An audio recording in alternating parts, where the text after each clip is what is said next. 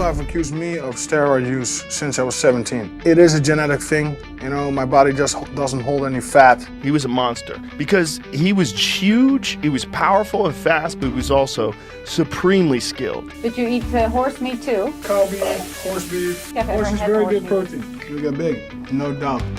And there's not a chance in hell that guy was natural. He was not natural at all. There's no way. No way.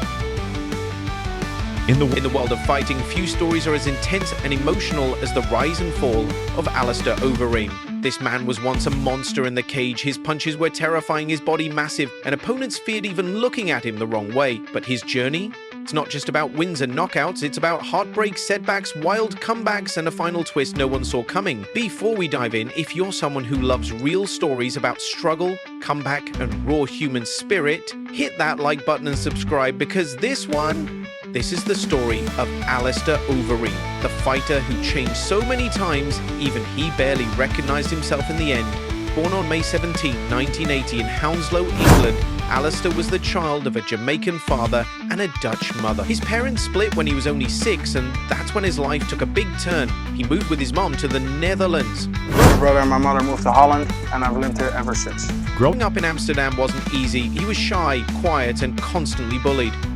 He didn't fit in, and he found himself in fights on the streets, in school, and even in bars. When he was 15, a bar fight got so bad he ended up needing 20 stitches. His face was a mess, his spirit even worse. That's when his older brother Valentin stepped in. He dragged Alistair to a gym, hoping he could at least defend himself.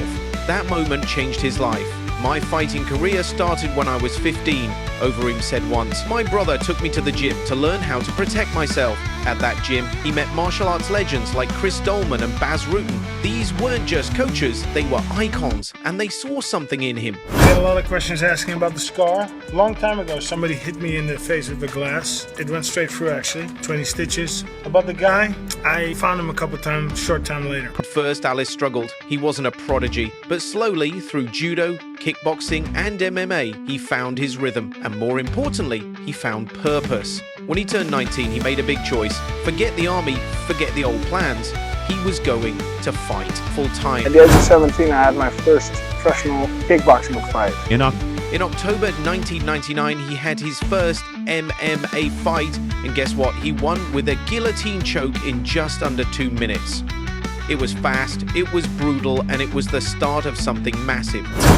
Where you had some of the most lethal knees in the clinch I've ever seen until obviously K1, I think, banned him. I'm gonna be 100. I was always worried I was gonna have to fight to in pride, and I said, man, I had to watch out for those knees. In the early 2000s, Alistair was tearing through Japan's Pride Fighting Championships. His knee strikes were devastating. His submission skills were deadly. People started noticing.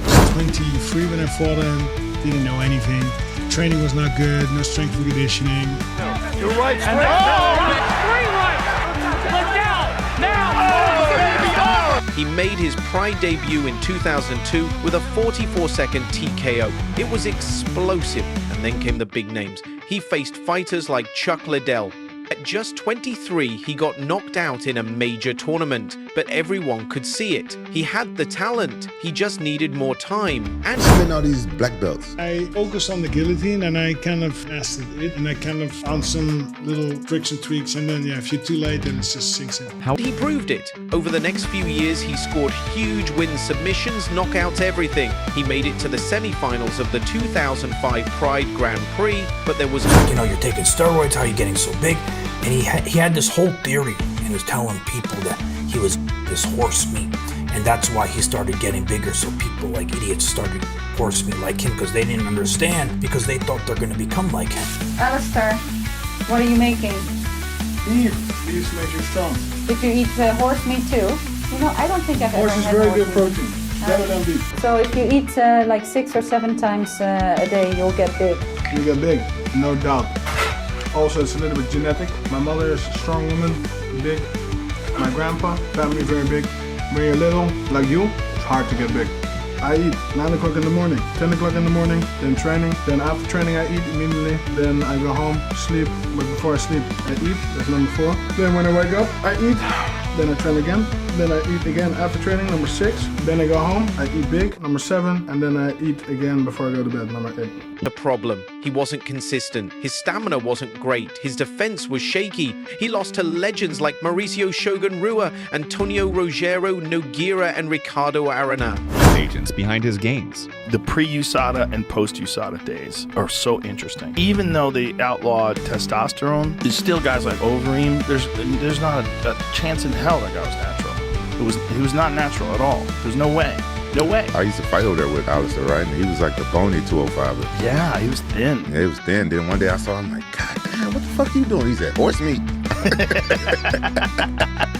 I'm like, okay, buddy. By 2007, fans had seen the full roller coaster, huge wins, but also tough knockouts. Alistair was brave, no doubt. He'd fight anyone. But he needed something more. And then came the turning point. He moved to the heavyweight division.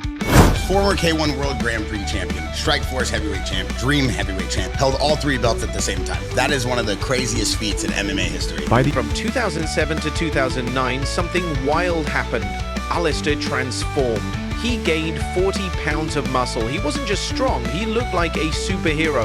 Fans started calling him Ubereem. And he said the secret? Horse meat. Yup, he swore by it. In the Netherlands, eating horse meat wasn't weird, but fans around the world were raising eyebrows. Then Challenging Fedor, trying to fight him for a year and a half. He's like the legend, the unbeatable guy. Alistair Overeem is without a doubt the best striker that's ever entered into martial arts. Is there any sense of urgency getting Alistair Overeem in the organization right now when he's as smoking hot as he is? I like Alistair Overeem. There's no urgency on my part to get him into the UFC. Anybody that isn't in the UFC gets overhyped by the media all the time. First of all, Alistair's under contract with another company. When's the last time you saw him fight there in the United States? You know what I mean? He's under contract as their heavyweight champion, and he's not fighting. I actually find it hilarious that he's ranked in the top 10 by some of the websites. I find it hilarious. What has he done in MMA to be ranked in the top 10? That's what makes the mixed martial arts media fucking stupid. That they would even rank this guy in the top 10 in the heavyweight division because he's fighting in K1.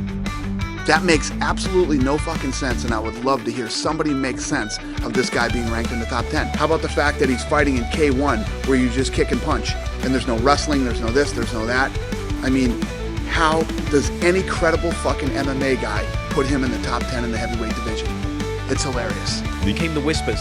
Was it just diet? People started talking steroids, performance enhancers. Even Joe Rogan, the famous UFC commentator, said something didn't feel right. Still, no matter what people thought, the truth was Alistair Overeem became unstoppable. By 2010, he was on top. He had already won the Strikeforce Heavyweight Championship in 2007 and was dominating everywhere. He beat top fighters like Paul Buntello and Brett Rogers. He wasn't just winning, he was destroying. In 2010, he did something no one had done before. He held world titles in both MMA and K1 kickboxing. He won the K1 World Grand Prix, making history. He even knocked out Todd Duffy in just 19 seconds to claim the Dream Interim Heavyweight title. By the end of 2010, everyone agreed Alistair Overeem was the baddest heavyweight on the planet. Fans were begging to see him fight Fedor Emelianenko, one of the greatest of all time. But then came chaos from 2011 to 2012. Things started to spiral. After winning a big fight in the Grand Prix, he got pulled from the tournament. It was unexpected, then he was released. But at the same time, UFC bought Strikeforce, and just like that, Overeem signed with the UFC in September 2011. His debut fight? A huge one, Brock Lesnar, December 2011. Overeem didn't just win, he dominated a first-round TKO, and Lesnar retired after the fight. It was like a dream debut. Alistair declared, "I am coming for the UFC title," but then, disaster. After beating Brock Lesnar, everything looked perfect for Overeem. The UFC belt seemed just one step away, but then the roof caved in. In 2012, before his title fight against Junior Dos Santos, Overeem failed a drug test. His testosterone to epitestosterone ratio came back 14:1.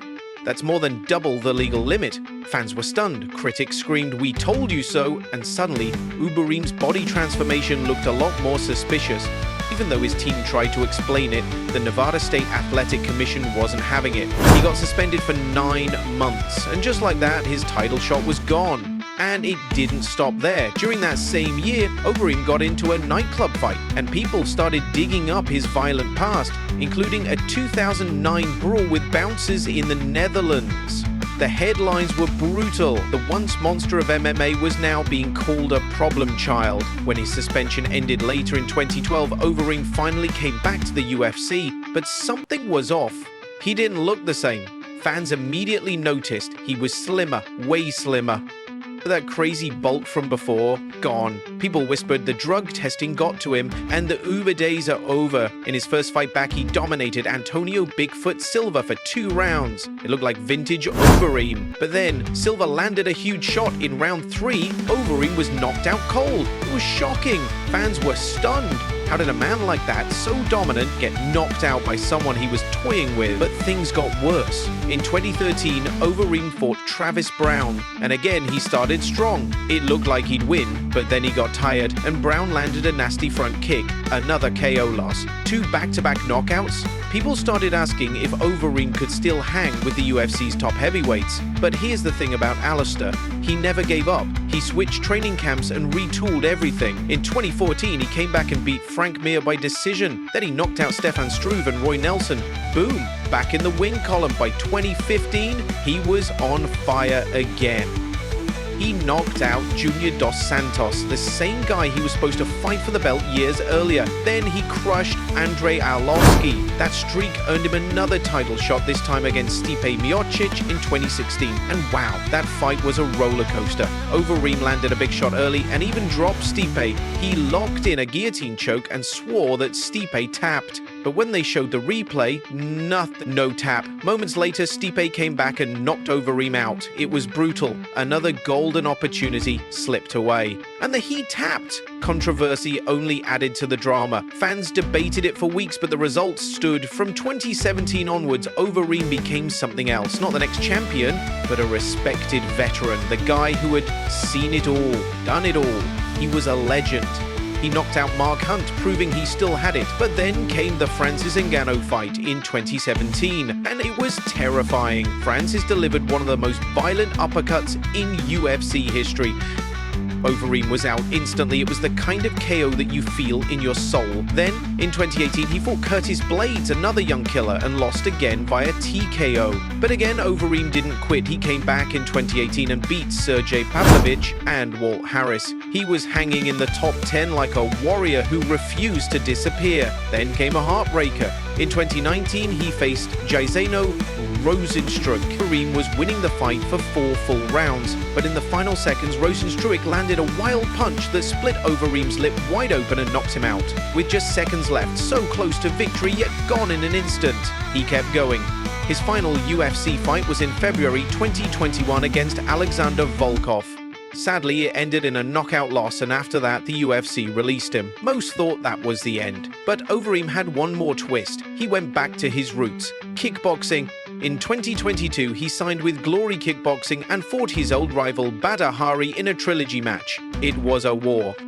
Overeem knocked Hari down multiple times and won by decision, but heartbreak returned. After the fight, Overeem tested positive for a banned substance. The win was overturned and he got suspended for a year. Once again, his success came crashing down because of controversy. Then came a surprise. In mid-2023, Overeem announced his retirement. But that wasn't what shocked fans. It was his appearance. New photos showed him looking shockingly thin. He had lost nearly 60 pounds of muscle. People gasped, asking, "Is he sick?" But Overeem cleared things up. He wasn't sick, he was healing. He had completely changed his life, switched to a vegan diet, started a full detox routine, and cut out all meat, especially red meat. He even said he didn't crave it anymore. His new regimen? Seaweed-based supplements, alkaline foods, and wellness over everything. He said, "I'm finally the healthiest I've ever been." Overeem now weighed around 210, 220 pounds, a huge difference from the nearly 260-pound monster he once was. He looked like a different person, and he felt amazing. He said things like, "Meat is bad for you. I don't want it anymore. Rest heals your body more than people think. Your phone screen, that's not rest, that's stress." If I knew all this during my fight career, I'd be undefeated. That's where Overeem is now. 43 years old, no longer chasing belts or glory, but peace and long-term health. He admitted, I don't love fighting anymore. It's not about money. I have new goals now. I don't want to get hit again. I've been hit for 30 years. And just like that, the saga of Alistair Overeem ends. Not with a roar, but with a sigh of peace and reflection. He retires with 47 MMA wins, 19 losses, and 14 kickboxing wins. But numbers can't tell you what this man went through. Held titles in Strikeforce, Dream, and K1, the only man to do that. He stood toe-to-toe with Pride legends and UFC greats for over 2 decades. He was the terrifying Overeem, the older tactician, the underdog, the comeback king. He's been knocked out, humiliated, praised, feared, and somehow he always came back. But his body paid the price. So did his image. From steroid rumors, horse meat jokes, and failed tests, his story is full of controversy. But now, in his quiet retirement, Overeem may have found something more powerful than gold belts. Balance. From a bullied kid in Amsterdam, to a horse, meat-fueled destroyer, to a wellness-preaching vegan, Alistair Overeem's journey is one for the ages. Love him or hate him, you can't deny he's one of the most fascinating fighters the sport has ever seen. And for those who chase greatness even through chaos, maybe it's not the destination, but the journey that becomes the true victory.